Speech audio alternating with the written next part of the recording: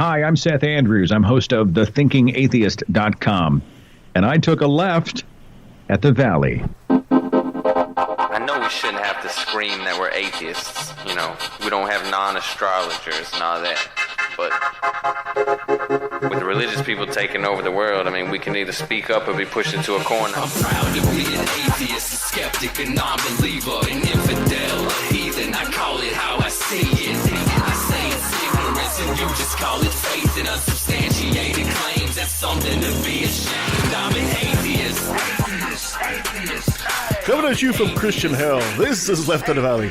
My name is Kevin, and I tell you, you haven't experienced awkwardness until you try to tickle someone who isn't ticklish. My apologies, Pope Francis. Joining me as usual is a team that wonders if an argument between two vegans is still called a beef. Yes, it is. She's done so many crunches with her on her lunch break that her mouth has a six-pack. Nancy. Okay, I'm going to think about that one. Just know whether or not I should be offended or, be complimented. Her favorite exercises are a combination of crunches and lunges, so lunches. Yes, I'm exercising my guts. And she'll tell you that if you're a farmer that takes care of chickens, you're a chicken tender. That is a good one. Guys, welcome back. Hope you had a nice, hot No, nothing with hot in front of it is nice. It's a good thing climate Coffee change is or not hot real. chocolate. See, it's more the humidity than the heat for me. Yeah. I'm just glad climate change is not real. A couple days ago, at night, it was 80% humidity. Well, that's what happens. You sleep in a waterbed. I know. Yeah. That was 100%. No, as long as I'm in the shade and there's some airflow, I'm okay. Mm-hmm. Remember, I lived in Texas for a long time, so this is like Texas weather. So today we'll be talking to Dr. Ben Davis. Remember Ben Davis, our favorite nuclear physicist? But we'll be talking about junk science. Oh, looking forward to that So one. that's going to be fun. But first, let's do a bit of chit-chat. And this week I've got just about nothing but good news. So let's start with the bad one. They found some anti-soji flyers in Abbotsford. Oh, I heard. Oh, yeah, I saw this. This is from our idiot friends at the Culture Guard. Yeah. They're trying to use fear to say that homosexuality is some kind of health crisis. But you know what? It's I guess it's not firing as the way they want it to. It's actually heading back the other way because now it was actually published on CKNW 980 AM, and the way the article was written was not flattering to Culture Guard. It was basically saying these guys are bigots. So yeah, so your attempt there to scare people with using fear tactics is not working. The way I understand it, and you know more about it, but I understand that they put these flyers mixed in with literature that those businesses normally put that's what out. I heard too. I mean, it wasn't like a stack of them; they were actually hidden in the regular. They know full well that if you put a stack, this is the hypocrisy of it, right? They know full well that if they put a stack of their flyers on a table somewhere, it's just going to end up. Yeah, they're gone in a second. No, But they're so in the dedicated. recycling. We're Canadian. We recycle. Yes, but they're so dedicated to their stupidity that at the same time they have to be sneaky about it. So that's what they do, right? They kind of put it with other flyers and stuff like that, hoping that you're going to pick up a stack of flyers not knowing, and it's going to end up in your home, and maybe somebody's going to start reading it. Well, I think there was maybe more of an outcry this time than there would have been maybe several years ago, and I don't know whether or not it's because Abbotsford is getting a younger crowd in, and people who are maybe a little bit more liberal than conservative, and maybe they're not as against homosexuality and for the Bible and all that kind of stuff. I don't know. What do you think? Do you think that may be a factor, or am I being too optimistic about? I think people Abbotsford? are realizing that these guys are fighting a war they've already lost. Yeah. I mean the idea of we've had homosexual marriage in this country for 20 years now, and cats and dogs aren't mating with each other. The apocalypse hasn't happened. All the stupidity they were saying at the time hasn't happened. So now these guys are just holding on to their hate. That's all they're doing, and they're trying to bring you aboard, and people are not falling for it.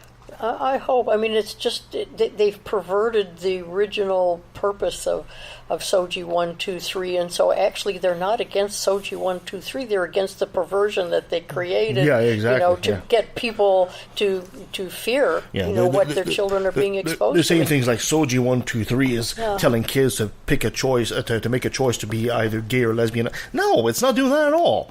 They're creating it's almost like they're creating a straw man in a way, and then they're attacking the straw man. It's a weird thing. Yeah. Well, because you can't really attack the idea of letting your kids know that they're whatever they feel is okay. Yeah, exactly. When you say, "Oh, I don't want kids to be happy with themselves," it's a little harder to pass off. Yeah, exactly.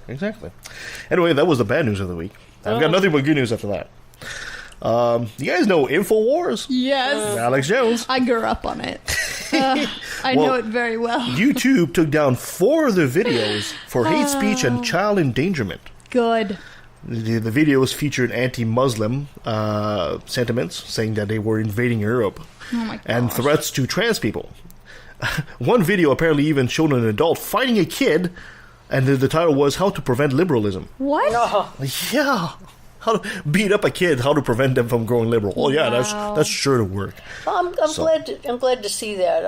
I mean, free speech is free speech, but hate speech is something that is a bad virus in democracy and should be stopped. So it's a good thing Facebook is being proactive and taking it. Hopefully, Was it Facebook or YouTube? Was it Facebook? Oh, I'm or sorry, YouTube? YouTube. Yeah. YouTube. Just a clarification: the video that you said was there was a person beating a kid. Was that saying if you beat your kid, they won't be liberal? Well, I didn't see the video per se, so I don't know. Oh, but okay. That's what it implied. Wow. Yeah, I can see why they'd take that down. Mm-hmm. Yeah, exactly. Okay. Last week we talked about how Doug Ford is trying to put the sex ed curriculum back 20 years in Ontario. Well, the Ontario school boards, pretty much all of them, I'm pretty sure, actually rejected the 20-year-old sex ed curriculum. Clap it out for them. Exactly. Oh. Dude, that makes me so happy. Let's do that. So now they can do that? I mean, Thank you. They're not going to get any restrictions because they voted to do that? Well, it's still gonna. I'm not sure what's gonna happen here, but what they're saying essentially, they're saying that the curriculum doesn't address consent, cyber safety, or gender identification. Yeah, because the internet didn't exist. So now they're saying the school boards are apparently saying, look, you're gonna give us this curriculum, that's fine, but we are actually gonna add to it. Okay. We're gonna add what's relevant to today. That's good. And I think that's their way of saying F you to the government, and good for them for doing so. Okay. Did you guys hear that apparently they found water on Mars? Yes. They found more than just water. They found a lake. Oh, boy. Yep. They found a lake underneath the South Pole ice cap. It's apparently 1.5 kilometers under the polar ice. The lake is 20 kilometers across and an estimated minus 68 degrees Celsius. Oh, I want to go for a swim in there right now? No, we can't go swimming in there. Apparently, some of the reasons why it's still possibly liquid, we're not exactly sure, but it's possibly still liquid, is because of the salt contents and the pressure would have kept it liquefied. So, is there a way to get more data? Can they actually probe that lake? Well, it might be a bit difficult to actually drill under 1.5 kilometer of ice on Mars, but that's going to be the next step. And it's an easier reach than going on Enceladus, which would be the next candidate, and doing the same thing there, right?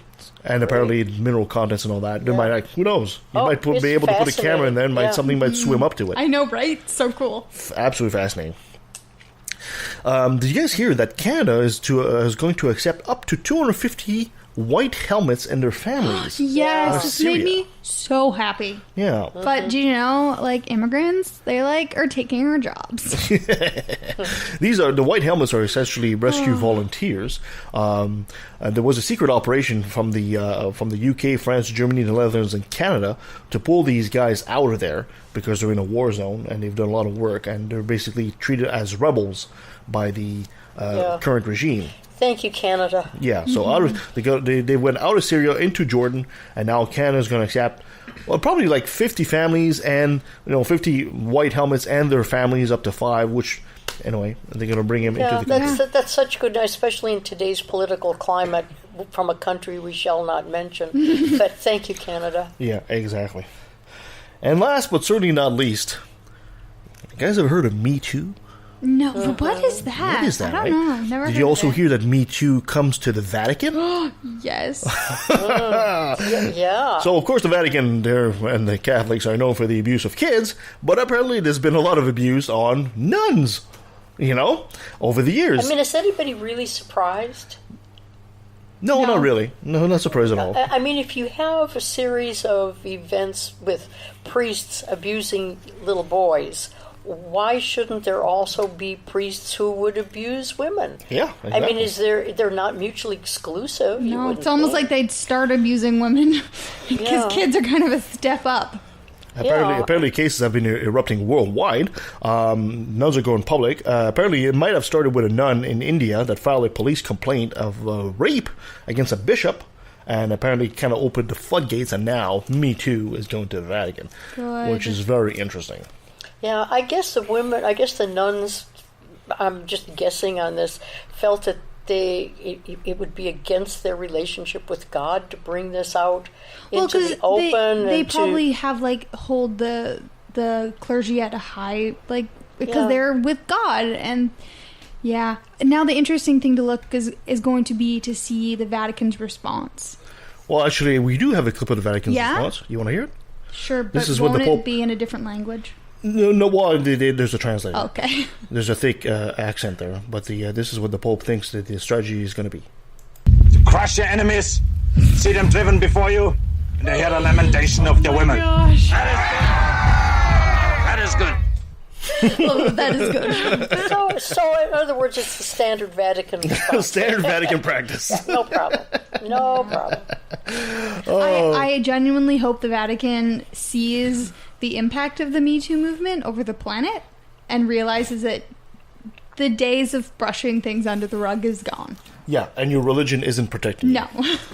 Let's hope. I mean, it would be great if it continues and actually reaches that level. I mean, in a way, it's almost predictable. And I'm surprised it took so long. I mean, when you have women in the Christian faith, which are essentially subservient to men and second-class citizens, and you treat them like crap for how many centuries?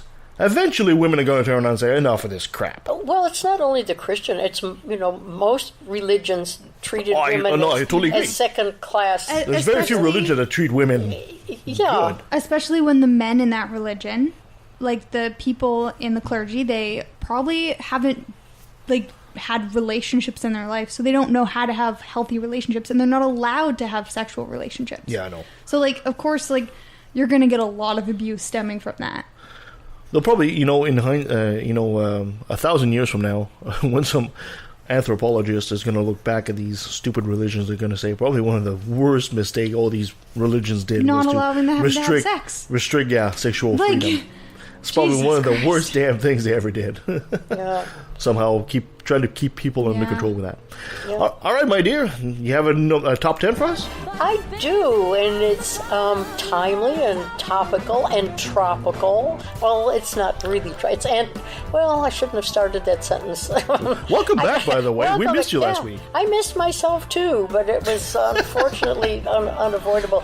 I'm trying to think of how to work tropical into that to kind of save my embarrassment. I don't think I can. It's topical. Anyway, because the weather is so hot, I wanted to pick the top 10 coldest places on Earth so that we could maybe get a little chill. This is my kind of list. There we go. Okay, so... Destinations. Yeah, at number 10, and this is... You got to listen to since this is number 10, you got to listen to how cold it was to realize where we're going from here. So the 10 coldest spot in the world is Rogers Pass, Montana. Anybody been to Montana? I've been to Montana. I have. I had a sister who lived there. Rogers Pass, I might have actually driven there. It's 5,600, a little over 5,600 feet above sea level. One second, is that in the mountain range? Yeah. I think I've actually been there. It's a pass. Yeah, yes? it's located on the Continental Divide. So it's right, if you've been to the Continental Divide and Rogers Pass, that's it. Oh, So okay. it's not that cold all the time, but it's right between Great Falls and Missoula, Montana.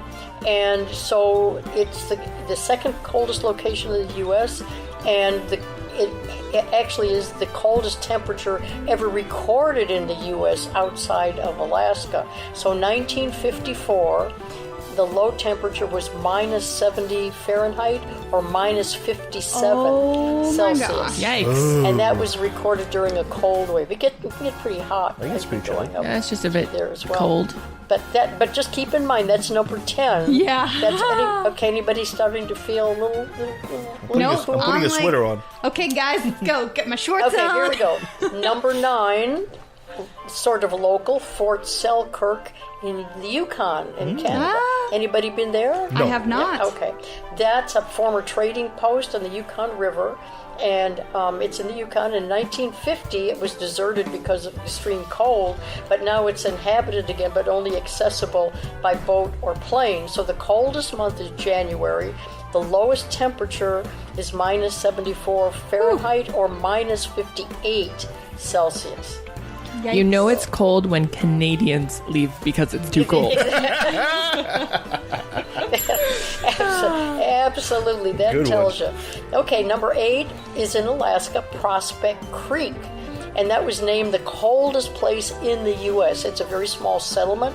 It's 180 miles north of Fairbanks and 25 miles southeast of Bettles, Alaska. So it's way up there. It has a subarctic sort of weather.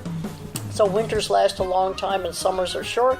So the record low temperature, minus 80 Fahrenheit, minus 62 Celsius. Oy. So yeah, it's 643 feet above sea level. So it was a camp for the building of the Trans-Alaska Pipeline System. So I wonder whether that they did any of that building in the winter or they just did it in the summer. when Probably they just could the summer. Thaw out. Yeah. Okay, again, here we go. Snag in the Yukon in Canada's number 7. Wow, we got a lot of I've them. never heard of that. Never heard of it. It's a village with the lowest temperature on Earth. It is number 7 in the top 10 coldest places list. So it's located in a small dry weather side road off Alaska Highway, and it's near Beaver Creek. They were trying to cross the creek, but they hit a Yeah, snag. so it's chilly. The coldest month is January, minus 63 Fahrenheit, minus 81.4 Fahrenheit. And in 1947, it had a total population of 10 First Nations people. Oh my gosh. And traders. Oh man, what, the extreme weather heroes they are. But they put in an additional staff of 20 airport personnel. So now there's some meteorologists, radio operators, aircraft maintenance men who lived at the barracks. There's an I don't know how many airport are still there? here. What do they call it, There air was. I chill? don't know whether there is now. Okay, number 6 is Isemite, E-I-S-M-I-T-T-E, Isemite, Greenland. Ah, And that name means ice center in German. Very apropos. It's on the interior Arctic side of Greenland. It has ice everywhere. So it's called the mid-ice or center ice center. The coldest temperature, minus 64 Celsius, which is minus 85 Fahrenheit. So that's one of the coldest places in the northern hemisphere. I don't know what they're... Would you go to any of these places? yes. Yes, I would. You go? I would, okay, here, let's take it all the way down to number 1 and see where you'd stop and say, I ain't going there, no way. Okay, number 5, North Ice, Greenland, another place in Greenland. This is on the inland ice side. It was a research station, and the temperature is 85.6 Fahrenheit, minus 66 Celsius. That's cold. You'd be all ready to go swimming in that Mars lake. That's right. Okay, the next 2 are in Russia. Verkhoyansk, but I'm never going to say it. Verkhoyansk, Russia, and then Oymyakon,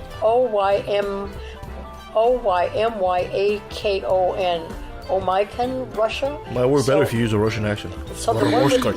the one with the V, the coldest temperature recorded there was minus 69.8 Celsius and minus 93.6 Fahrenheit. So they have a lot of differences between summer and winter.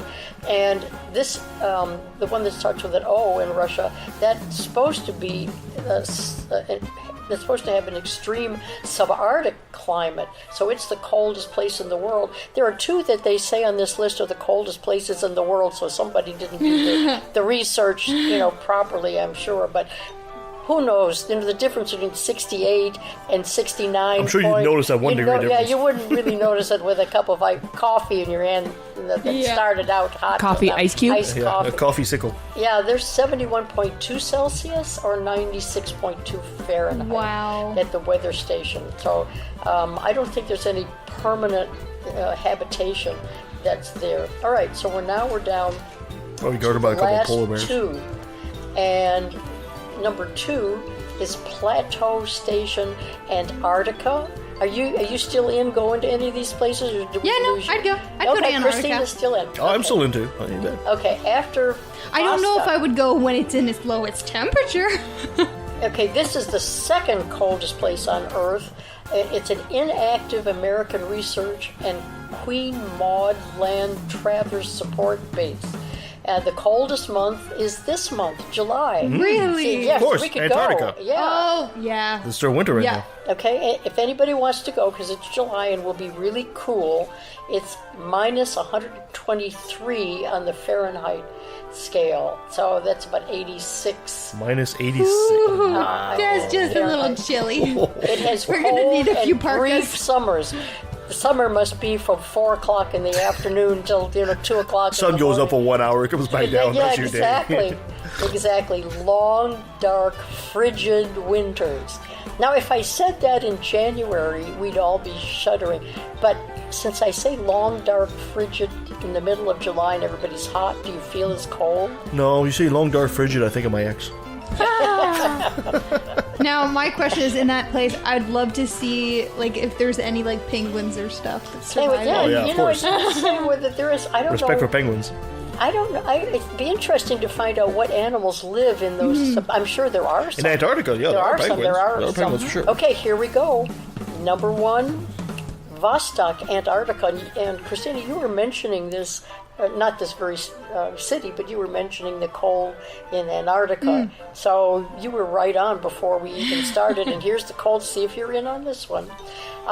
So Vostok Station is an example of the lowest temperature on Earth. It's actually a Russian Antarctic research station, and it's in the southern pole, and it lies at the center of the East Antarctic ice sheet. This is all building up to how cold it is. So the coldest month is August. They have to wait till next month to really be cold, and the reliably measured natural temperature is minus 89.2 Celsius, which is minus 128.6 Fahrenheit. And the most interesting thing about number 1 is it's one of the sunniest places on Earth. Probably because they never get cloud cover. Maybe so. That's probably why it's so cold. Yeah, there are more hours of sunshine there per year, despite having no sunshine at all from May to August. So when it's the coldest, it's the sunniest. It has the highest sunshine. In December, 22.9 hours a day. And, Wow. Yeah. But there's also nothing there to really hold in the heat. It's all being it's all being reflected. Yes. Yeah, off the snow. I would imagine. Wow. So, Christina, you I'd go. in? Oh, I'm still in. Yeah. Well, send us. I'd go with, like, Well, I think A well-stocked research team. I'm going to call out Christina here because I think she's just all talk here. I don't think she's got experience with cold. What's the coldest temperature you've experienced, Christina? negative 22. Oh, I please! know. It's not, like, the worst. Anybody have somebody else? I've never better hit than negative that? 30. Really? Well, I guess because I've lived in the States, Fahrenheit 0, or a little bit, under 1 or 2 is it in Chicago in the wintertime? It really gets cold, but nothing more than that. I saw minus 62 degrees. Ooh. Well, it was with the wind chill, so it was a bit less than that. In 1992. Where? Back at home in Quebec City. That's insane. It was so bad. When it gets to those temperatures, as soon as you blink, your eyelashes fuse together. You have to pop your eye open. It was so bad that the Weather Bureau, the Canadian Weather Bureau, basically said 30 seconds to frostbite any piece of skin that was exposed. The only things that were running that day are the old diesel cars that the guys had plugged in and kept running all night because diesel was cheap back then. So they kept the cars just running. Just lock the doors. The cars are running all night. Well, I mean, the only cars that were working. As soon as you turn it off, you're not getting it started again. Yeah, exactly. I'm guessing it was nasty, and every window, patio door, everything was completely, like that big frosted over. It was, and if you were driving in a car and you had your defrost on for your windshield, it would clear up, but the rest of the windows behind you and all that would start frosting over. And if you circulated the air, then your windshield would start frosting over. It was really that bad. I just wouldn't leave my house. Well, most of us didn't, right? Most of us didn't. So overall, do you feel more comfortable in hot weather or cold weather, or in between? I've got a hairy chest. I can tolerate cold better than I can tolerate heat. Like for me, like hearing negative 80, I'm like, no, I wouldn't enjoy it, but I could do it. Yeah. But like 40, I'm like, not even a chance in hell. Yeah. See, I would kill myself first. 40 becomes life threatening. I understand where she's going with that. 40 becomes life threatening to me. minus 80 degrees would say, okay, it'd be nippy, but I think it'd be okay. Here's my reasoning for cold weather over hot weather. If you're in cold weather, you can put on layers. You can put on a lot of layers. Yeah. If you're in hot weather, you can only take so many layers off. Yeah. When skin is considered an extra layer of clothing, there's not much you can do about it. It's funny because living in Texas for so long, where it would be 40, as a matter of course, that's the way it was, and then you'd go to a movie or something, and then you'd be minus 40, air conditioning, and you say, there's no happiness, in the middle of summer. But I can always cool off, but I can't always warm up. Yeah. And of course, there's another factor we're not talking about here. We're not talking about humidity. I was just going to bring that up. The cold humidity. and damp and cold and dry are two very, different things. Yeah. In Quebec, it's cold and damp. Here's cold damp too, isn't it? It is, but it's not as bad. I mean, in Quebec, of course, you're on the St. Lawrence. Yeah. Here, I mean, we're in the valley. We're a bit far from the waterfront. It's a bit damper in Vancouver, I guess. But even Vancouver doesn't. I think it also is different when it's snowing versus when it's raining and cold. Yeah. When it's raining and cold, it seeps into your bones, which I actually love. I'm so weird. When I lived in Quebec City, even the Inuits from up north, where they see minus 40 on a regular basis, have a hard time coming down to Quebec City because it's damp, because they're used to cold, very cold, but dry. Which is much more tolerable. Oh yeah.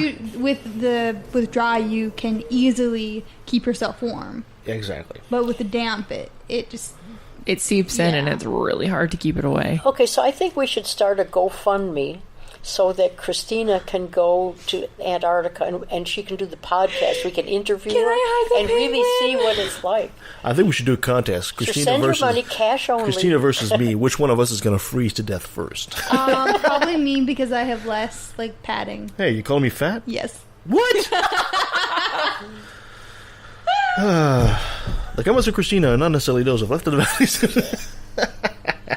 So mean, Christina. You walked into it. All right, let's do another brilliant moment brought to you by religion. All right. So to start off here, let's start depressing. Yes. Here's the depressing one. Okay. A 10-year-old girl in Somalia is now dead after undergoing a dangerous procedure known as female genital mutilation. Oh, fudge. Yes, there's Let's talk about cold weather again, guys. It's common in East African countries, primarily because its state religion is Islam.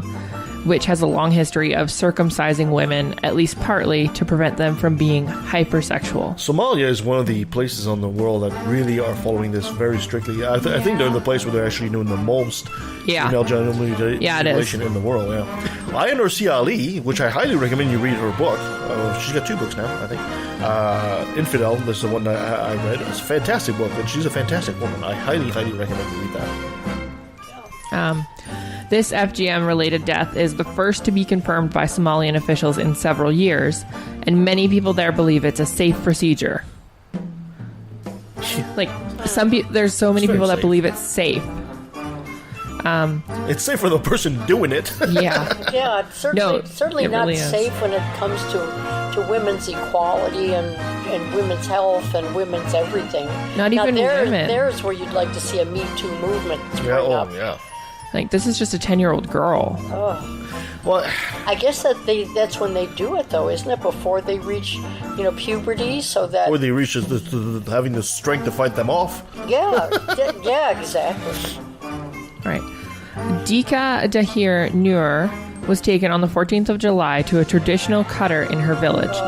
The operation severed a vein, and when the family were still unable to stem the hemorrhaging, 2 days later, the girl was taken to Dusmareb Hospital, where she bled to death, said activist Hawa Aden Mohammed of the Galkayo Education Center for Peace and Development. Yeah, I have a feeling that's not the only reported death from that procedure that, is there.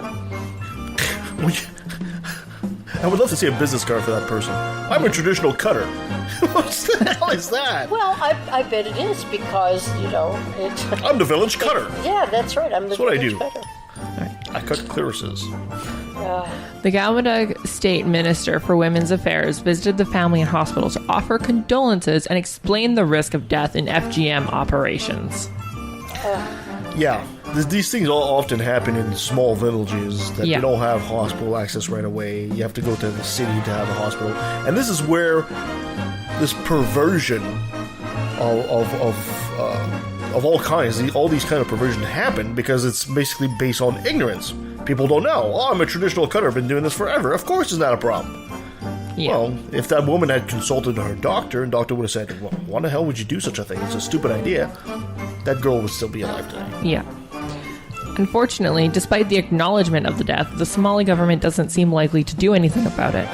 The woman who performed the operation has not been arrested, and the law doesn't punish people for committing that act of torture. Well, that's what I said. I'm sure that's not the only, it's like, oh, gee, sorry. Yeah. Pretty much. Sorry, my bad. Yeah. She bled to death. Yeah. That happens. That's part of nature. That's part of what happens to women. Yeah. Oh, well. Activist Hawa Mohammed said, it is difficult to estimate the number of girls who die due to FGM per month or per day because they are sworn to secrecy, particularly in rural areas. We only get to hear of the few cases of those bold enough to seek medical treatment in towns. But from the stories we do hear, they could be in their dozens. Yeah. First of all, when you have anything as soon as you have sworn to secrecy, right there you should have a red flag. If somebody's going to do a procedure, but you have to swear to secrecy first, red flag. That's a huge red flag. But that's imposing our culture on theirs. I mean, that's so much part of their tradition and their life. Who would ever think that swearing, to secrecy would be anything other than the, traditional values of that particular village? And it's just taken for granted. Let's see what, maybe in another 50, 60 years as the world changes in, more equality, to places like that. We'll see some good, reforms, but I just dread how much damage is going to get done by stories like that. Yeah. Well, Until then. The interesting thing is, and maybe you find this interesting, is that as the Somalians immigrate to other parts of the world and want to take this particular tradition with them, what's going to happen? Are they finally going to say, no, you can't do that? In Canada or the U.S. or in Britain, wherever they are, is it going to be outlawed? So I think this may be as the Somalians go to different parts of the world and maybe come back to their country maybe that will shift one way or Start the other. changing It's hard to things. tell. Get education in a different country and then bring them back. Yeah, it's still a slow process. Yeah. There's still so much suffering in the meantime. Oh yeah. This particular death is the most high profile confirmed in Somalia, where 98% of women and girls are cut, the highest percentage anywhere in the world. And activists are hoping that the publicity surrounding her death may help debunk myths in Somalia that FGM is safe. It is really important that this is a confirmed case, as pro-FGM lobbyists sometimes put forward the nonsensical view that it is not harmful, said Brendan Wynn of Donor Direct Action. I'm astounded that they are pro-FGM lobbyists. Yeah. I mean, really? I mean, who the hell is a pro... They're probably men. Well, yeah, they would have to be, like imams or something like that. These myths about safe FGM need to be busted. The practice is deadly, but even when girls do survive, there are lasting physical and psychological effects. It should be obvious to everyone that cutting off the most sensitive part of the genitalia will keep women from enjoying sex, certainly compared to uncut women, and disfigure them for life. Advocates for the procedure, however, just don't care. It can also cause problems in childbirth, maternal deaths, severe pain, tetanus, infection, infertility, and more, according to a report done by UNICEF. Yeah. This matter affects hundreds of millions of women, and it causes permanent severe damage based on nothing more than a combination of religion and tradition. Yeah, one of their selling points is probably, well, you know, boys get circumcised, they have no problem, so why would it be a problem with girls? Right? There are some women's groups that are, I can't think of the name of any right now, but there are some women's groups that are really active in trying to bring that kind of practice. Clits are us. Yeah.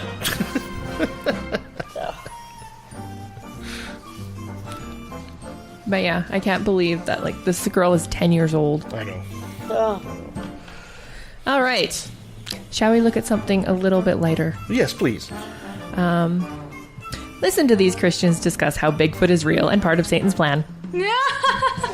Bigfoot is part of Satan's plan. Of course! If we had only realized this. That before. interview we had with the Sasquatch hunter, That's right. he must have been some kind of angel hunting Satan. Yep. Yep. Go for it. It's all coming clear All right. to me now. It's all clear to us now. Because there's nothing else worth discussing these days, right-wing radio host Janet Mefford discussed Bigfoot and UFO sightings with former Family Research Council fellow Tim Daly on her American Family radio show last Friday. Okay. Little tip here for our listeners. As soon as you see family values or American family something, as soon as that word family pops up, No. shut it off. It's just one way for them to suck you into something that sounds innocuous. Right. Not only were those hoaxes real, they claimed, but Satan was simply covering up the proof. Mefford asked Daly how Christians should interpret reporting Bigfoot sightings and how it ties into a paranormal conspiracy allegedly orchestrated by Satan.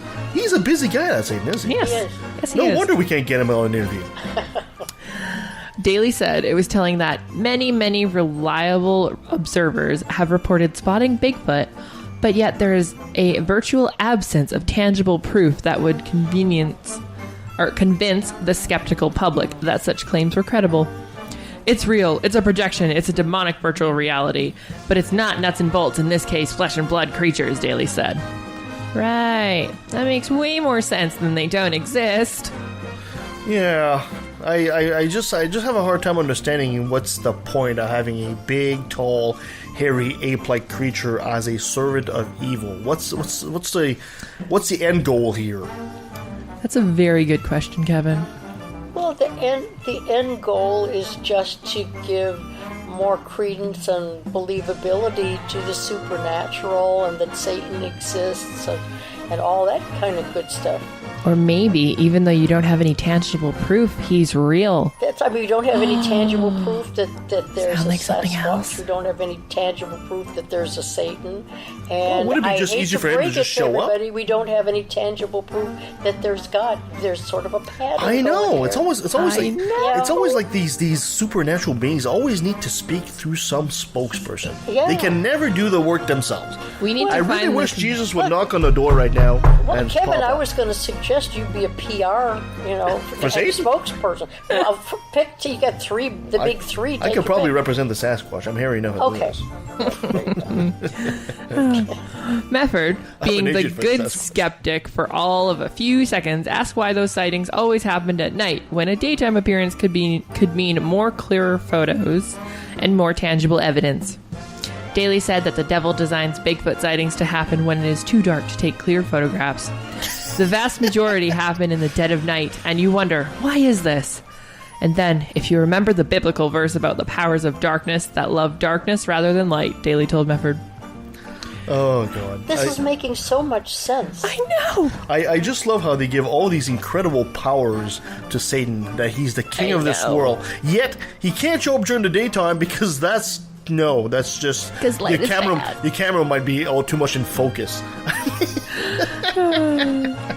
She also asked why Satan would even bother to play this game with us. What was in it for him? That's a good point. I know. He gets bored after a while. Vampires don't show themselves in the light either. But they have an understandable which is not really reason. relevant, but I thought it was interesting. They have an understandable reason for that, though. All right. It's part of the devil's modus operandi. He has always used this kind of phenomena to, once again, destabilize, to engender fear, to open us up to the possibilities of other realities and other beings, and then we begin getting involved with demonic spirits. I just love how they want to install fear. If you're the devil and you want to really put fear in the population, all you have to do is show up. Yeah. That's way easier than creating some kind of hairy creature that might show up at night in an unfocused picture somewhere. So yeah, all throughout history, there have been many, many different varieties of beings that are primarily spiritual beings that have terrorized civilizations, and peoples and non-Christian cultures are very aware of this, Daly said. I'm not sure how Satan's work here would be destabilizing or scary, when the people Satan might want to frighten the most are the very people most skeptical of the supernatural. So, I don't really know how that's going to work for the people that are more skeptical there. Don't know. But They're obviously agents of Satan too, right?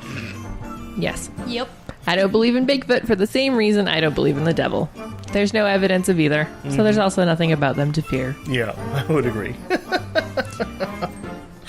All right. A little all over the place, but a good one. Little by little, I'm sort of being converted to that family, whatever has family in its name, and the devil and the swooshy lady. They're so much more interesting, than science. They're at least entertaining. I mean, science and rational, you're stuck to the facts. You're stuck to the truth.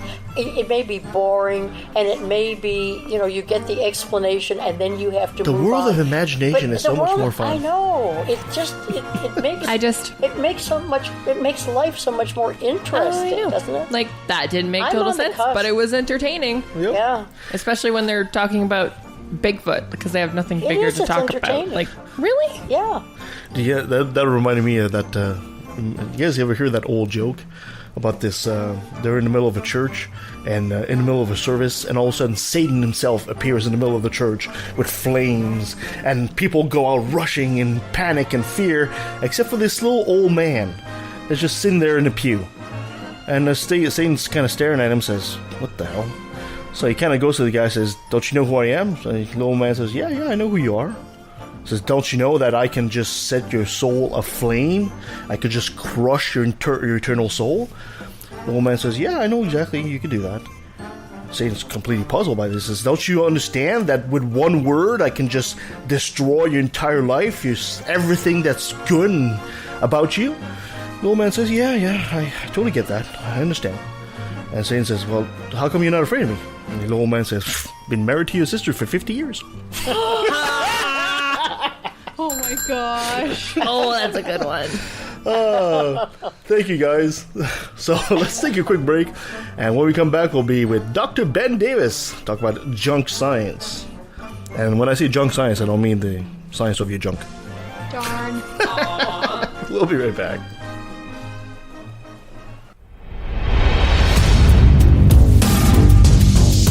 In a world torn apart by a lack of reason,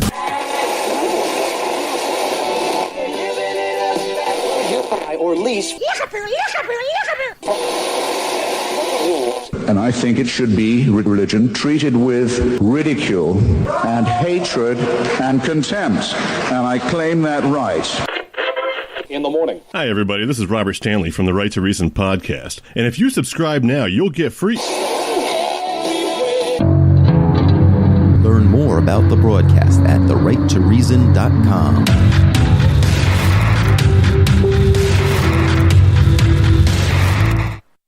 A Canadian, a New Yorker, and a Southern belle walked into a podcast, and all hell broke loose.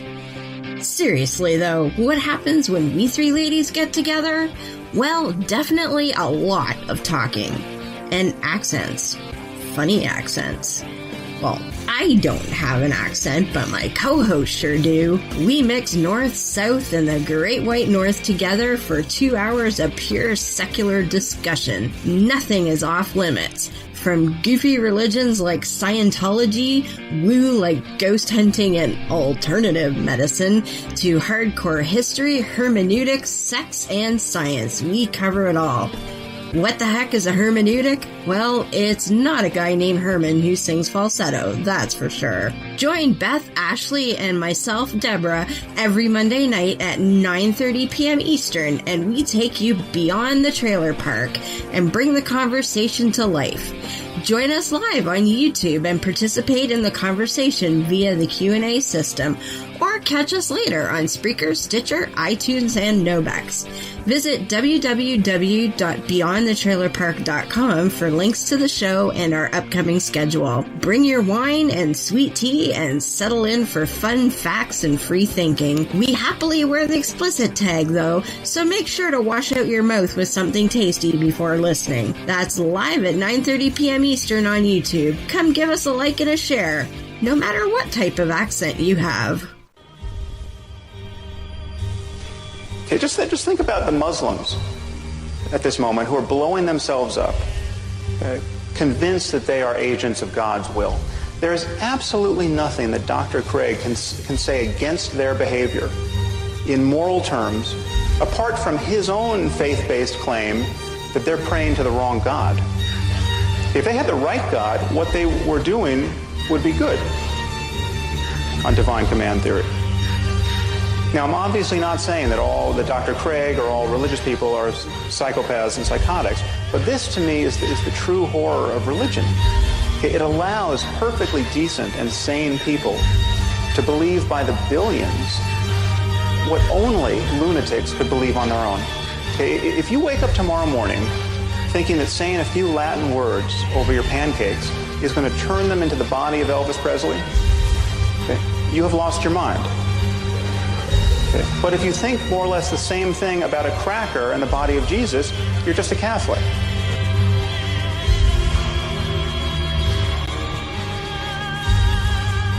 Well, online is our favorite nuclear physicist.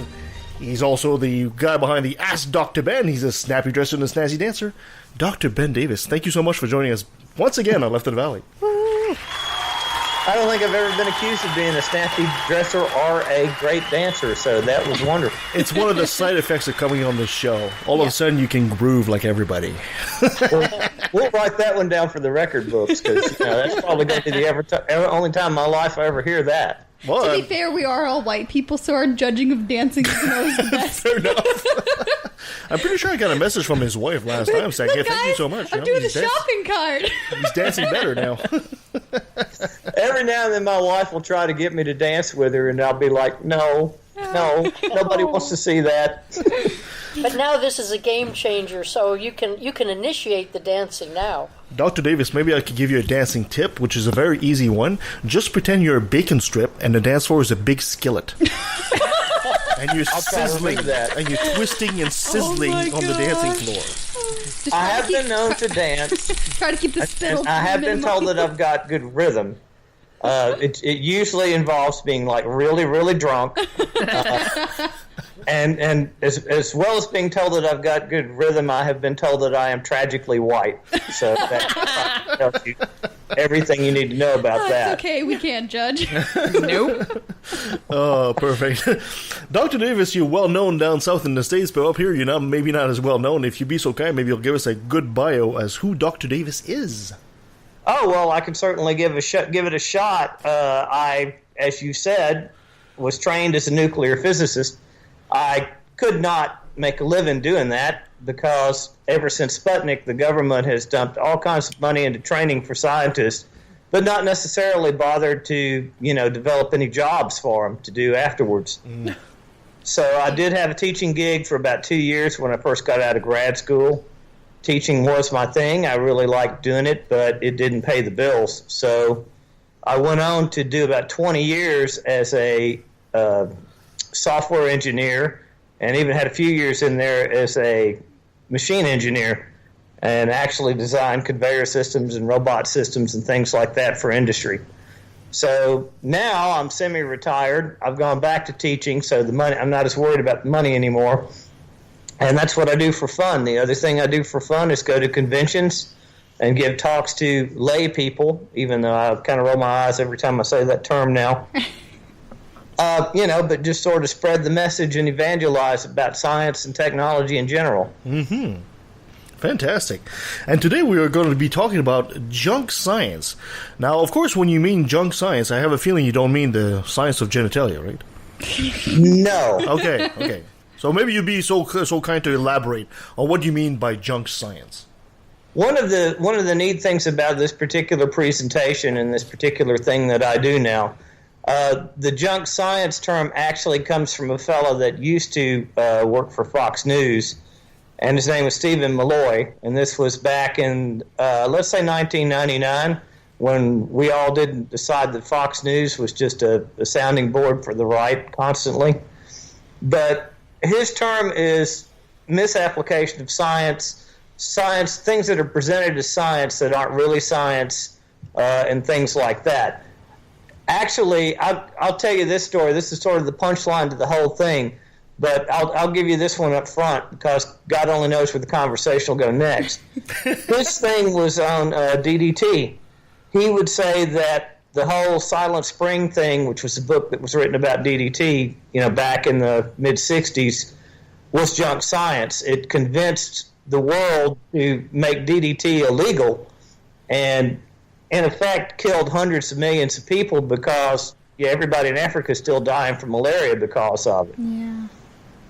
Now, that's not only junk science. If that's true, that is evil science. That's convincing people to do something that's ultimately bad for the world at large. I've since figured out, as I did the research for this talk, that that's not really true. Mr. Malloy was a little bit off in his assessment of that. DDT does harm the environment. It does weaken the shells, in the eagle's nest, as well as a bunch of other things. It does tend to stay in the food chain for a very long period of time. And lo and behold, if you try to use it too much or use it for decades on end, the mosquitoes become immune to it, and you can't kill them with it anyway. Oh, of all the damn things that can resist that, mosquitoes! I hate mosquitoes. Yeah, of all the things that can build up immunity to it, it's the damn mosquitoes. So he's not quite right on that. I mean, should it have been used more in Africa at some point? Maybe. But there were places in South Africa or South America where they were using it, and lo and behold, they demonstrated that the mosquitoes just got resistant to it, came back, with a vengeance. Mm-hmm. They had to switch to other types of chemicals anyway to try to deal with the problem. Mm-hmm. Pesticides, that's the word I was looking for. So that's the punchline to the whole story is even scientists are guilty of calling things junk science when they're not. Yeah, it seems it's a term they throw around very easily today. But today you're going to tell us exactly what you feel is junk science and what is not junk science, right? You're going to help us, the lay person, make a difference between the two, right? Okay. I will definitely do that. Let's do that. I've got lots of examples, but my personal favorite, as you might imagine, is Fukushima. They try to tell us that Fukushima is the end of the world, or at least certain people do. It really, as disasters go, it really wasn't that bad of one. I mean, there was the tidal wave, of course. Fukushima, that's where Godzilla came to shore, right? Oh, yeah, well, fortunately they dealt with Godzilla. Godzilla's a good guy now, right? Yeah, totally. So he swam back out in the ocean. He only shows up to fight other monsters when they show up now, right? Damn, and that's the deal. Dora. But, they'd have you believe that this nuclear power plant melted down, and it did, and they've had to evacuate, this huge chunk of land because of all the radiation. And they'd have you believe that this stuff is leaking into the Pacific Ocean and infecting all the salmon. And, if you eat salmon in California, you're going to die. And none of that's true. We see these graphs on a regular basis on social media about the Pacific Ocean being like having this huge plume coming out of Japan, contaminating the vast majority of the Pacific Ocean. You're saying that's false. I love that you bring that up. I wish I could show you slides. One of these days we're going to have to figure out how to do these podcasts with visuals. I actually have the slide with that map on it, showing the plume coming out. And that was not even a radiation map. That was heights of the tsunami. That was wave heights of the tsunami generated by the earthquake, which was also centered around Fukushima. So the map that they're using to make you all nervous about the radiation going out in the Pacific Ocean is not even a radiation map. That's interesting. Yeah, it's wave heights. Yeah. Okay. So now here's another one for you. Here's why I don't worry about the salmon. And here's why I say if you live on the West Coast and you think you can't eat the salmon, package it up, send it to me. I'll eat it all. Send it to me. I'll take it. They often quote cesium-137 levels in the Pacific Ocean. Mm-hmm. Nuclear reactors don't make cesium-137. It's not a byproduct of it. The other thing, the reason there's cesium-137 in the Pacific Ocean to begin with is the atomic testing they used to do out there, Bikini Atoll and all that. It's a byproduct of nuclear bombs, not nuclear power plants. Mm. And it was at its worst in the mid-'60s before we made a treaty with all the other nuclear nations not to do above-ground testing anymore. Mm-hmm. So the radiation from the cesium-137 in the Pacific Ocean was at its apex about 1968, and it's been dropping ever since. Cesium-137 has a half-life of about 30 years, so there's about a quarter of it in the Pacific Ocean now as compared to what there was 60 years ago. Wow. But the problem I have with all this is, what is the motivation behind somebody who makes a graph like that?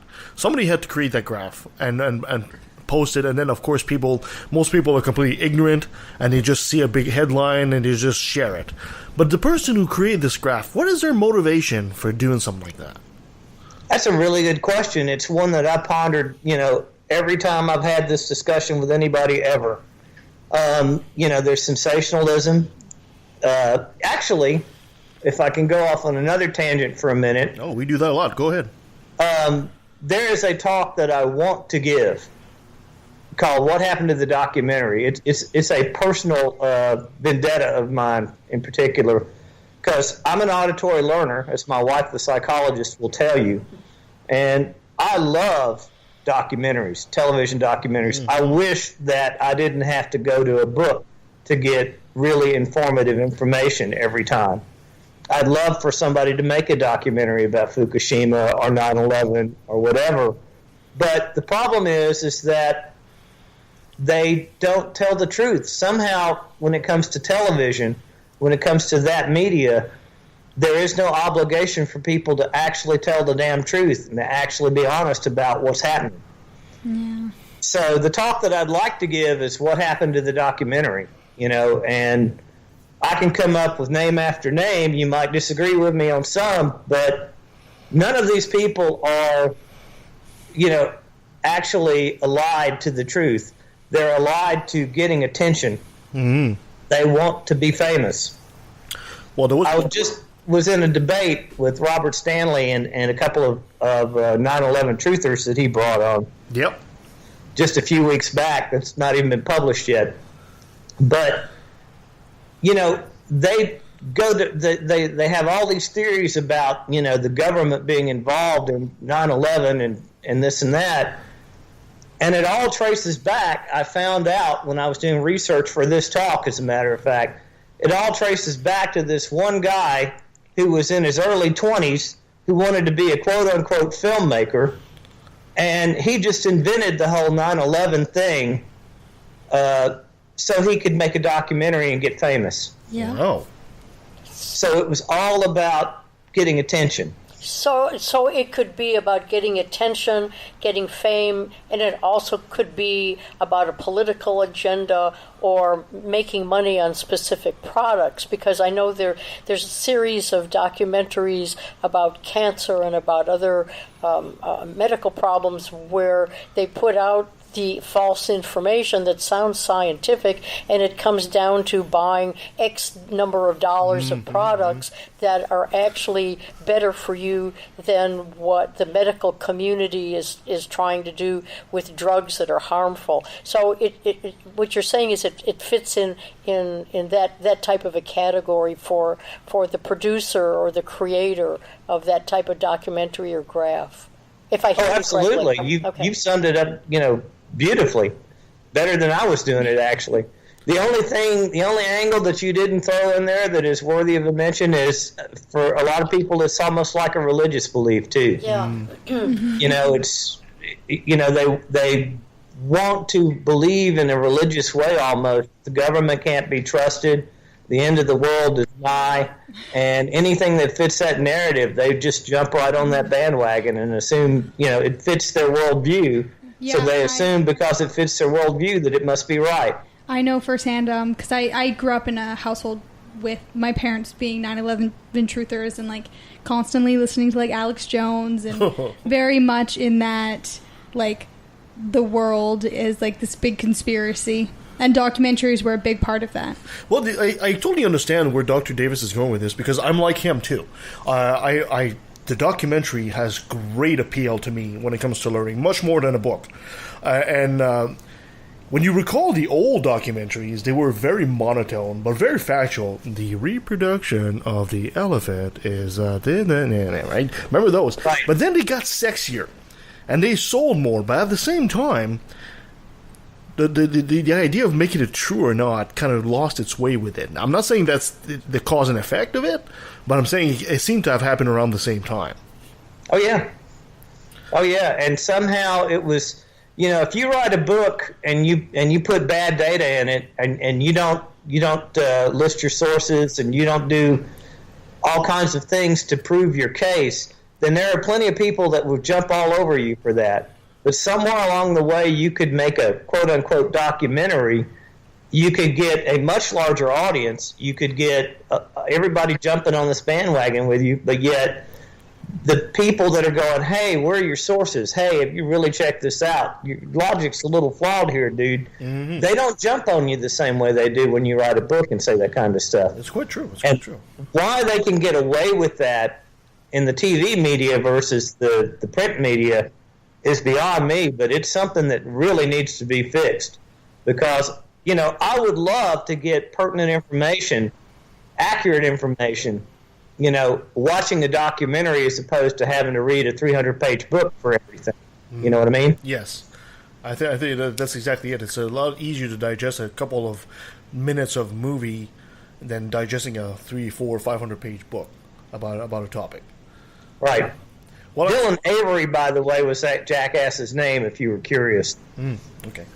Well, I'm really happy that we find out that Fukushima is not as junk science as compared to something like homeopathy, for example. I mean, that's obviously real science, right? Sure, that's right. And while you're thinking about how that diluted medicine is having such an effect on you, think about all the dinosaur pee, you know, that's in that water too, because water remembers, right? Exactly. What, are you saying that homeopathy is not true? It's not real? It's not good science? Well, I hate to burst your bubble there, Kevin, but yeah, I'm afraid you've gone off on a tangent on that one. But they have it at your health store. It's right by my protein powder. How can these people be charlatan? And what do they have to gain? Are they trying to get my money? Is that it? Yeah, I'm afraid so. I'm afraid it's just, naked attempt to take your money away from you. I'm so disillusioned now. Okay, what other bad news do you have for us, Dr. Davis? Oh, other bad news. Are you going to tell us vitamins aren't actually, essential? Well, I mean, I don't know about you, but I lived a lot of years without taking vitamins, and somehow I managed to survive. I do think vitamins are probably okay. They probably do give you back essential, minerals and things that you need, especially if you're like me and your eating habits aren't exactly as good as they should be. But you shouldn't pay a lot of money for them. Just the Centrum over the counter at the drugstore is probably all you need. Mm-hmm. Mm-hmm. What are other examples you have of bad science? Oh, well, if we want to talk specifically about junk science, I'm going through my list here. Okay. We've got to talk about the anti-vaxxers. Oh my gosh. We cannot do 30 minutes of junk science and not have our nod to what's her face, Yeah. Jenny McCarthy. Jenny McCarthy. I have siblings that don't vaccinate their kids, and it's like, really? Your kids are going to die. Oh my God. I mean, and again, I try to be nice to these people because if you call them a dumbass right out, then, you're not going to win any converts that way. Yeah. But holy shit, what are you thinking? I mean, that's the only thing you can look at some of these people and think when they come out with some of this stuff. Yeah, especially when you're sticking them in public school. I mean, I have, and of course, this is an ad hominem attack. This is not logical. This is not fair. But my first slide on anti-vaxxers got Jenny McCarthy on the front page of Playboy with, and it's like, I can remember Jenny McCarthy. I had that edition of Playboy back when I was in grad school. Mm-hmm. She definitely, she had wonderful tits, but why in God's name would you listen to her about whether you should vaccinate your kids or not? Yeah.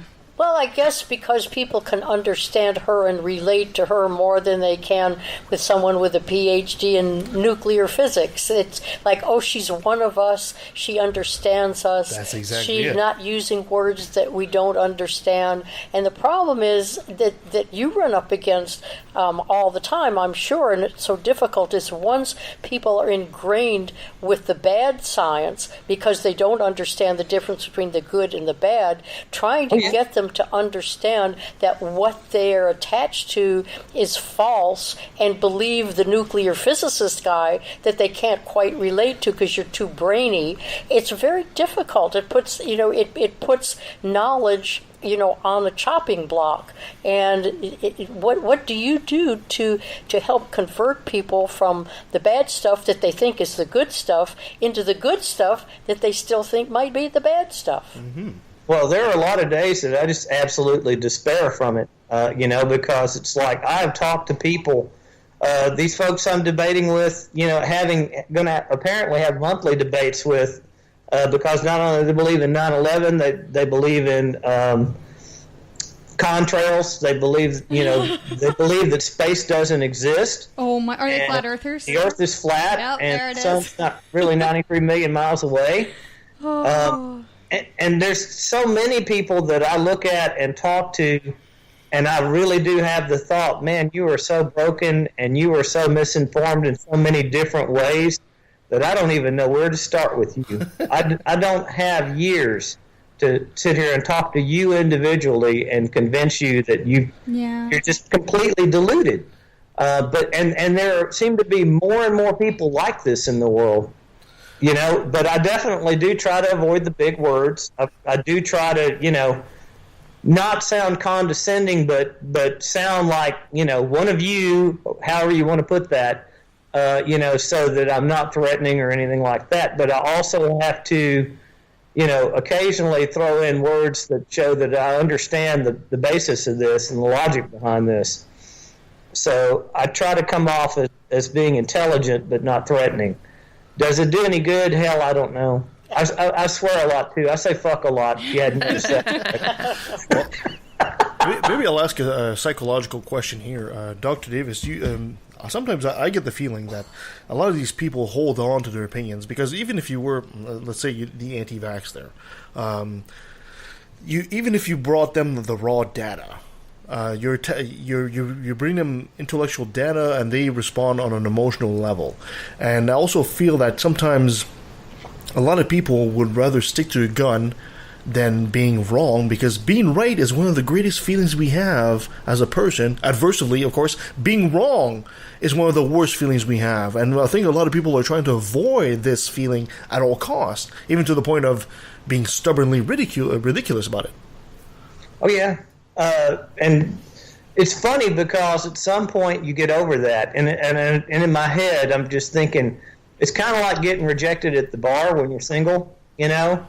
Guys are just sort of, certain guys, you know, get used to just that rejection and just being told, no, I don't think so. And they just sort of shrug and they go on with their life. I've been wrong twice in this setting, by the way. I was wrong about the DDT thing. You've already heard that story. Mm-hmm.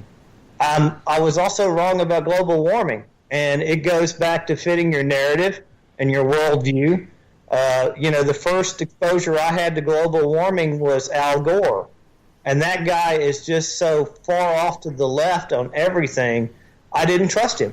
And the fact that it was Al Gore telling me that the world was warming up and that we were all going to die made me just go, oh, God, it's another liberal politician, you know, telling me the world's coming to an end. Mm-hmm. And I tuned it out.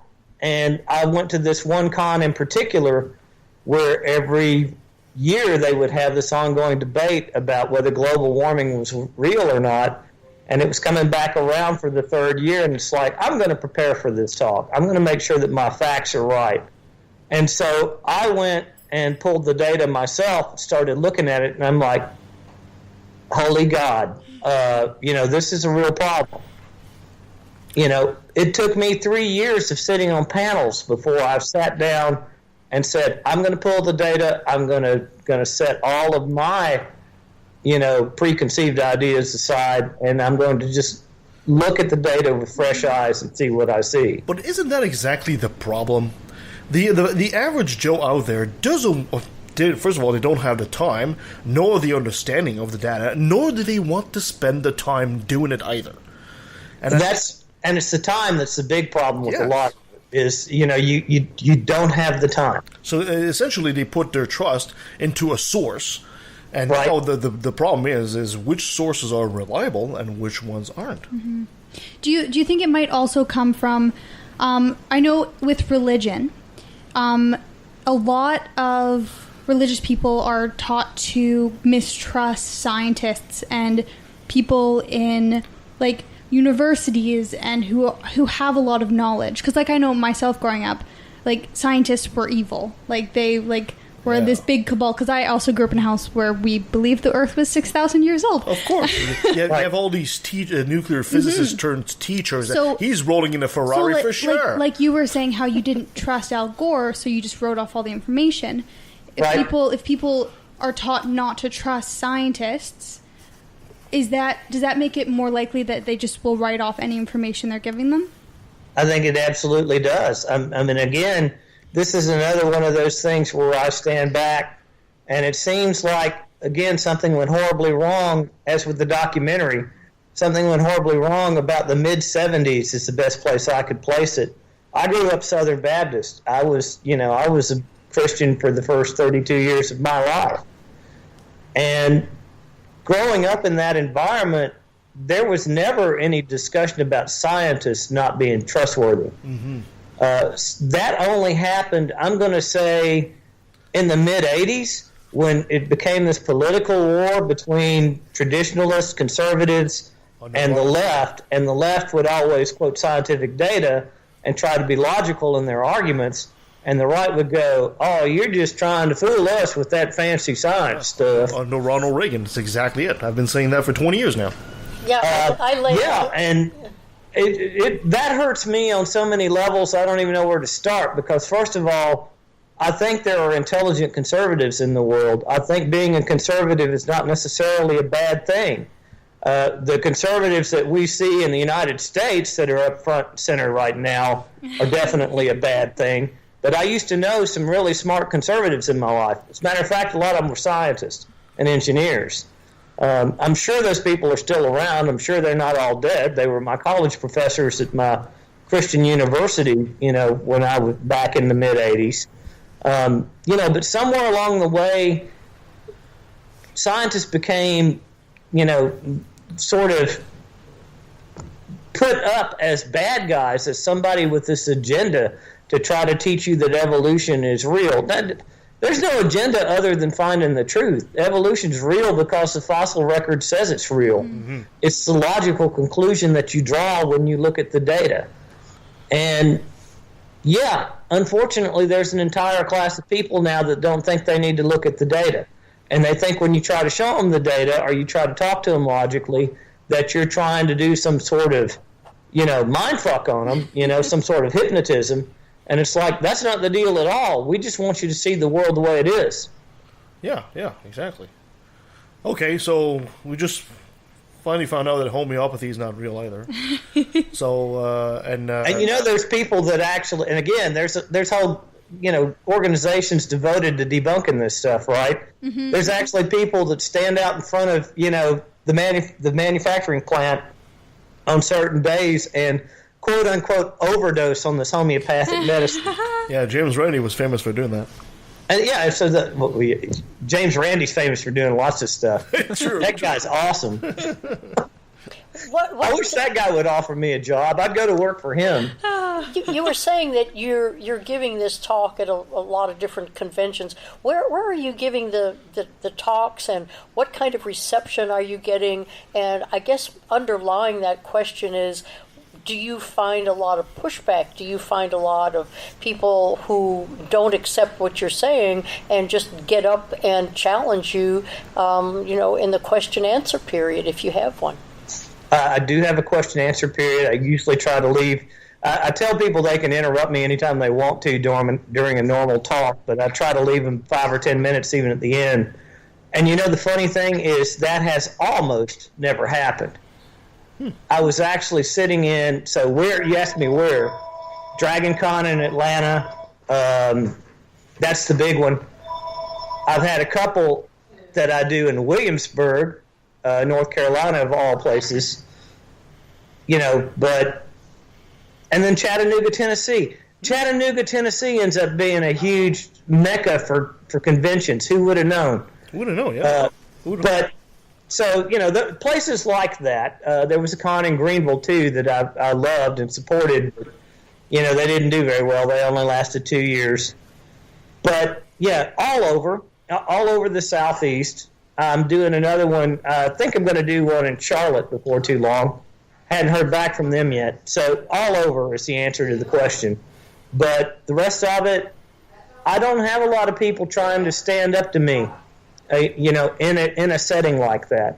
And it's not that I'm scary. It's not that I might I'm actually pretty easy to get along fellow. But nobody wants to do that. Nobody really wants to take me on face to face. And I thought, well, that's because, all the facts are on my side. Well, I'm sitting at Dragon Con one year and we're talking about nuclear power. Mm-hmm. And, that's you can usually get some people in the center still don't necessarily like the concept of nuclear power. So a thought just popped in my head. It was standing room only in the room. There were probably a couple hundred people in there.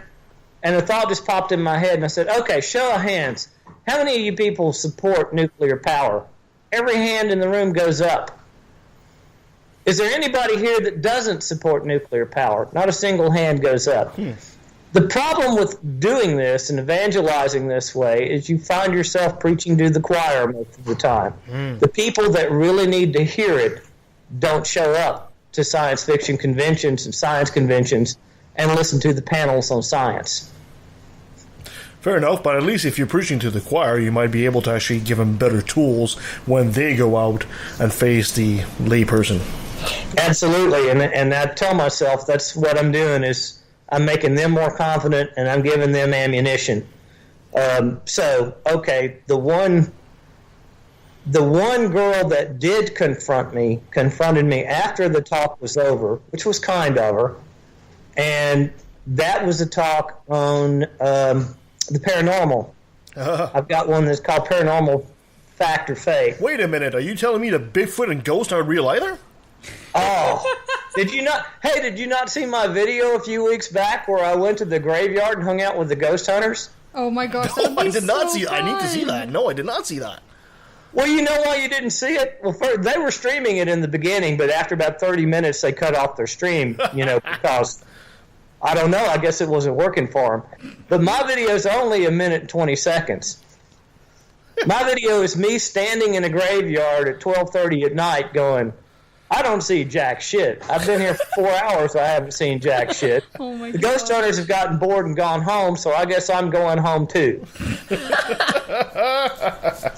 So do you have any general issues or specific issues with the way science is being taught in the schools and what kids are being exposed to, realizing that teachers have to follow a curriculum, and supposedly the curriculum is based on factual information? We know that's not always true.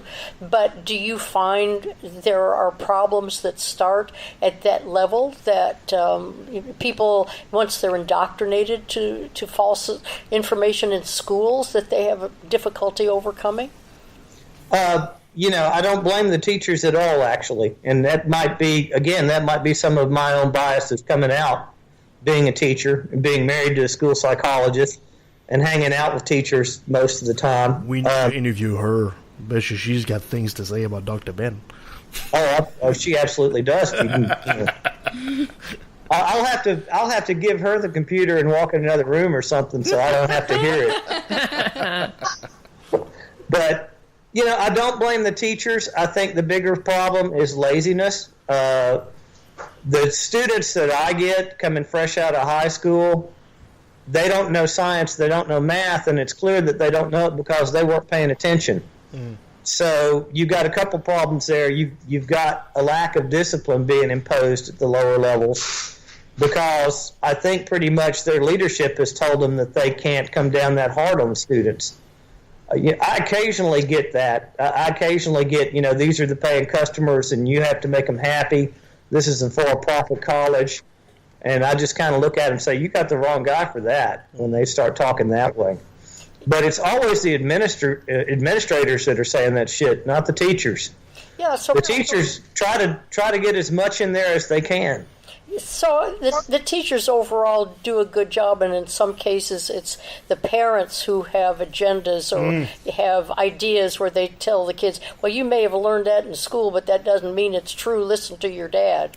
And right. Yeah, there's probably a lot of that going on. I mean, the science teacher gets the kid for 1 hour out of the day at best, and that's only 30 weeks out of every year at best. And then, mommy and daddy have him for the rest of the time for 16 hours a day when he's not in school. Mm-hmm. So mommy and daddy are saying, let's not forget the preacher on Sunday morning either, who gets at least as much time as the science teacher does. Yeah. But mommy and daddy are saying, don't believe all that shit. No, that's not true. They don't really know that. Well, yeah, we do really know that. That's what science is you don't go around throwing stuff out there unless you really know what you're talking about. Yeah, that makes a lot of sense. I want to go back to the list there, because I was hoping that Dr. Davis could give us a list of a lot of the things that people accept as in their everyday life, but we know is junk science for sure, right? I mean, I'm shocked at homeopathy for sure, and now ghosts and goblins aren't real either. Hey, you never said anything about goblins, okay? That still fits in junk science, because they go out there with their little EVP monitors and all this other shit, and it's like, you guys have got to be kidding me. You got a glorified cell phone, and you think you're going to talk to the ghost over the cell phone as opposed to seeing it with your eyes? Okay, fine. Bring all the equipment you want, but, don't bring trash. Bring real equipment, bring real scientists, bring real engineers that are actually monitoring the whole electromagnetic spectrum in one shot. I remember watching a show one time where they had one of these ghost hunter shows, and it was apparently the place was haunted by in Germany, and the place was haunted by a ghost, or like a 500-year-old ghost or something like that. And the researchers were in there and trying to talk to the ghost, but they were talking in English. So I'm thinking, isn't there a bit of a problem there? You got a 500-year-old German ghost. You think he's gonna say, "Hey, how y'all doing?" It's not gonna work like that. In the spiritual plane, like everyone's connected. Everybody's so you don't American in need this language. Well, he's had 500 years to take a Berlitz course and learn English. I mean, what else is he going to do with his time, for God's sake? That's true. Okay, so let's go back to our list here. I've got feelings that you're going to crush me again here. So tell me, astrology, that's got to be real, right? Oh, astrology is actually on my list. Good. No. It only gets one slot though, because does anybody seriously take astrology serious anymore? Some people do. It's really sad. That is sad, because again, the best logic we've heard about astrology is that the stars can set your destiny, depending on how they're aligned in the sky at the moment you're born. I have a sister who's a Wiccan, and she believes in astrology. Oh, poor child. She needs help. Yeah. So, okay, if the stars determine your destiny in their position in the sky at the moment you're born, then if a garbage truck passes the hospital the moment you're born, you're fucked. You're going to be screwed up for the rest of your life, because there's more gravity coming from that garbage truck than there is from any of the stars you're talking about. Or any of the planets that you're talking about. You know, that would explain a lot. Well, Ben, to answer your question, does anybody believe in astrology anymore? You take any print newspaper in the United States, and you I know. Tell me if you can find one of them that doesn't have the astrology column in it. Exactly. And that's why it gets the mention, is because whether you call it habit or whatever, every piece of, every print newspaper, as you say, it's still got an astrology column in it. I think with astrology, the easiest way to debunk it is using, because my sister who believes in astrology is my twin. She's 5 minutes older than me. We are so different. Our lives are so different. Our personalities are so different. It's like, that's because when she was born, there was that garbage truck that drove by, and then 5 minutes after you popped out. Well, it doesn't have to be a garbage truck. It could be a semi, or it could be anything. Oh, trust me, she believes astrology. It was a garbage truck. No, for me. And then when I was being born, a Mountie was driving by with a horse on their horse. Was driving by on the horse? Yes. I mean, you could have just had a particularly obese nurse that walked in the room in that 5-minute interval. That would do it too. Okay, so fine. Astrology's not real. It's out. So I guess next time I go on a date, I guess I won't start with, "Hey, I'm an Aries. What are you?" Well, and see, and I'm kind of willing to use the kid gloves on the astrology thing most of the time, because, as long as everybody sort of takes it as a joke and we're all in on the joke, I'm okay with it. Mm-hmm. And if you're in a bar and you're trying to hit on the chick at the bar and you want to say, "Hey, I'm a Libra," as a icebreaker, then go for it. But please don't take this shit seriously. Yeah. You go, "I'm a Libra." "Oh, well, I'm a Taurus." "Well, there's no way in hell we can date now." Although I have no idea if it's an actual thing in there. Yeah, and by the way, if you were to actually reject somebody based on their sign, their astrological sign, then that's just stupid, right? I mean, that could be the love of your life you just ran off for really nothing more than an arbitrary reason. So if you do that, then you are shit all stupid. I got no love for you then. Although I'm reminded of Dr. Del Rey that was on the show a couple of weeks ago. He says, "Isn't it strange how your soulmate is always a couple of blocks away from you?" They're not in India or exactly a rural village. It's almost like soulmates aren't real. Yeah. Well, it's like anything else. The relationship has to be nurtured and grown, and if it is, then there's probably at least a few million people on the planet that you could have done that with. Yep. Well, soulmates aren't real, but souls are, right? I mean, come on. You got now we're getting into religious discussions, which I generally try to avoid, just because people do get butthurt over that. Well, come on! I mean, there's even music styles after that named after soul music. That's got to be real. Yeah. Sure. So Ben, what's your favorite of all of the ones that you present and that you've made signs of? What's your favorite junk science topic? Oh, well, Fukushima is my favorite. That's the one I start with. Okay. You know, because that's the one. Fukushima and 3 Mile Island are both cases where the engineers went to bed that night calling it a win. You know, they were like, nothing bad happened, nobody died. Yeah, we had some failures in the safety equipment, but we had enough backups in place that nothing horrible happened. You know, and then they wake up the next morning and the newspapers are telling them it's a disaster. You think that's one of the problems that we don't have this junk science is far and widespread because media doesn't really report correctly on what goes on in science? I mean, every time you have a science article, it's almost like, well, scientists are going to have to rewrite all of science now because we discovered this. Yeah, right.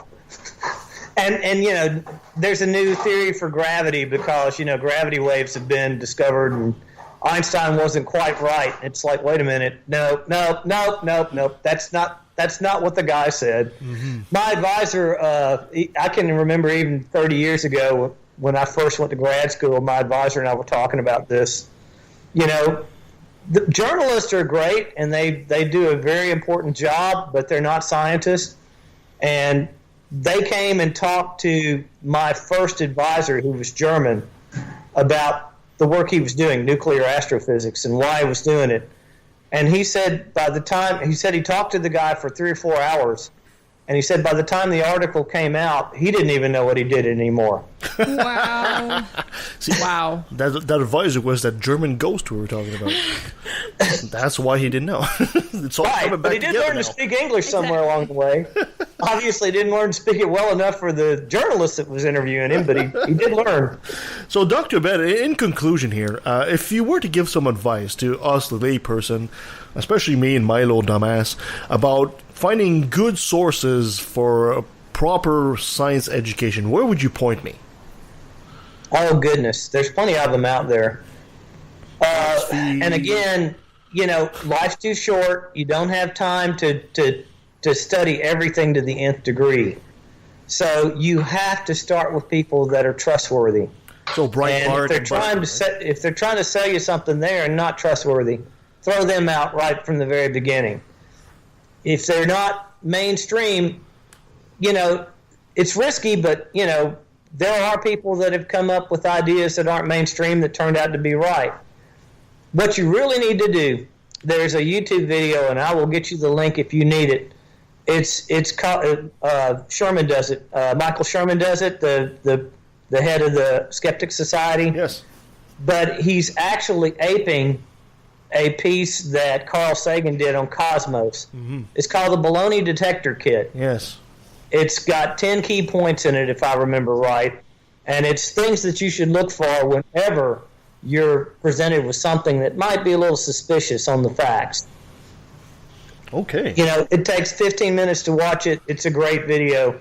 And it just goes down this list of, you know, start with accepted authorities.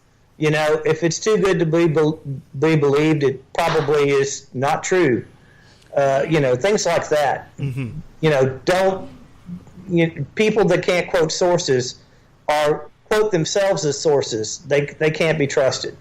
You know, there should be peer-reviewed information, you know, articles that are available for whatever it is you're trying to do. Well, this is absolutely devastating because now I got to throw away my sources of Breitbart, Dr. Oz, and the National Enquirer. I don't know what to do now. Oh, God. Dr. Oz was such a disappointment to me, too, because, you know, I've only been semi-retired for like the last 3 years or so. So that first year when I was doing absolutely nothing and sitting on the couch, I turned on Dr. Oz one day. Oh, you poor soul. And I was like, oh, my freaking God, this guy is so full of shit. Yeah. I'm not a medical doctor. I don't need to, you know, but I can see through his bullshit in about half a second. Yeah. Well, he recently had on an astrologer. Yeah, exactly. He had an astrologer on his show. Oh, he would have lost me that instant if he'd done that. Like, if you're born in this month, these are the health issues you're going to have. This is where you put your stress. It's like, you know, seriously? The funny thing is, if you look at the newspaper, local newspaper here in the province, which is actually one of the two big newspapers of the province. There's a column in there, and Dr. Oz is in that column. Gross. I know, it's gross. It totally is gross. Yeah, we've tried to call Dr. Oz and things that he endorses out on our program a number of different times. So we hope we've done our little bit. It's part of our policy. We don't support anything that Oprah pushes. See, you're like with Oprah that I am with Al Gore. I mean, you just instantly shut her down because it's Oprah. That's not fair. Well, I think it's justified in this situation. Yeah. With Oz. Dr. Ben... You might be right 95% of the time, but it's still not fair, right? Yeah, okay, fair enough. We'll be more skeptical. Dr. Ben, what's coming up for you? If people wanted to find out who you are and they want to ask you questions, where can they reach you? Well, there's facebook.com/Ask Dr. Ben. I'm there every day. It's a great little page, by the way. New articles, and I actually have an admin staff now, so, now there's stuff going out there that I didn't put out there myself. It's kind of interesting. Fantastic. I'll occasionally get an email and go, hey, you said this at such and such a time, and I'm like, wait a minute. Let me go back and read what I supposedly said before I try to defend it. Thank you so much for helping us today with this, Dr. Ben. If you send us the link for the baloney detection kit, we'll put it in the show notes. And okay. Before I let you go, I gotta have you say, hi, I'm Dr. Ben, and when I'm not being a snazzy dancer on the dance floor, I take a left to the valley. Hi, just kidding, you don't have to say I'm that. not being a snazzy dancer on the dance floor. I take a left at the valley. Did I do it? And that was Dr. Ben Davis. I love that guy. He's so fun. He's so much fun. Yeah. He's such a regular guy, and he swears too. And it's just awesome. How many nuclear physicists can you really have fun with? He's so fun to listen we know to. At least one. The fact that we're just regular people and we know a nuclear physicist is already pretty much great as far as I'm concerned. Pretty cool. He's great. He's great. He just goes with it, and he's got a lot of knowledge, and he's got a good sense of humor. He's great. Yeah, and I sure hope that in the future people start developing more of a way of critiquing information. But it's so difficult.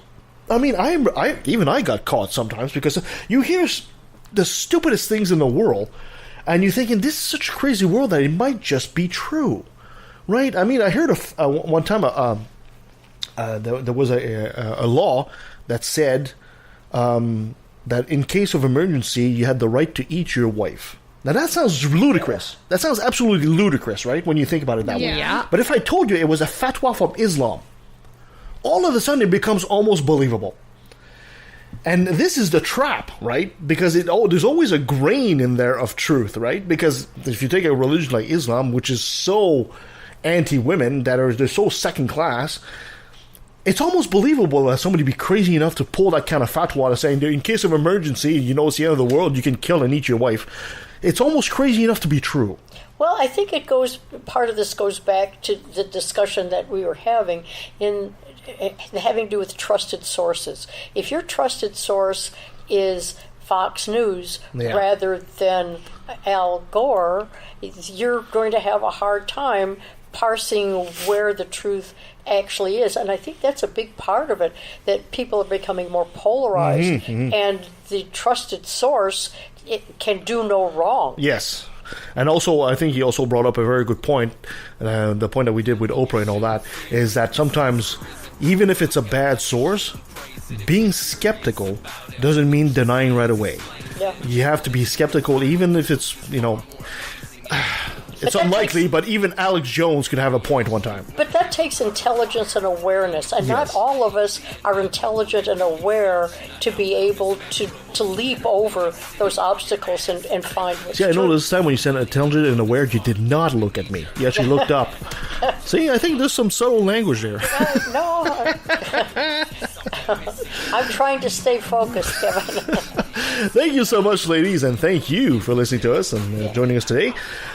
You can join us you can follow us at leftofthevalley.com. You can follow us on Facebook, at Twitter, at LETV Podcast. You can send us an email at leftofthevalley@outlook.com. Send your complaints to Nancy on the third floor. And you're fundraising money to Christina, same place. That's right. So we can send her to Alaska. Yes. Hey. Or no, not Alaska. Antarctica. How come I don't get to go? I want to go a step farther. I want to go to Antarctica. If you send enough, we can send Kevin too. Yeah. Yeah. He requires more blankets, though, because he's bigger than me. Coming up, this was very apropos that we had a topic on skeptic and science today, because next week we're talking to Anthony Magnabasco about street epistemology and how you can use, when you find a person like that that's really stubborn, maybe you can use a couple of questions to make them start thinking about things. And then the next week after that, we'll be talking to old friend Michael Sparks. So excited. We'll be talking about U.S. and Canadian politics. There's so much to talk about. Yes, there certainly is. Towards the end of the month, we'll be talking to Godless Cranium, the YouTuber. That'll be interesting. And somewhere in there as well, we'll be talking to our old friend Eli Bosnick. And as well, we'll be talking from the guy from Rationality Rules, Stephen Woodford. That'll be fun as well. They're all fun. So, a lot of great stuff coming down the pipe, as per usual. But we work hard for this. Damn, we work hard.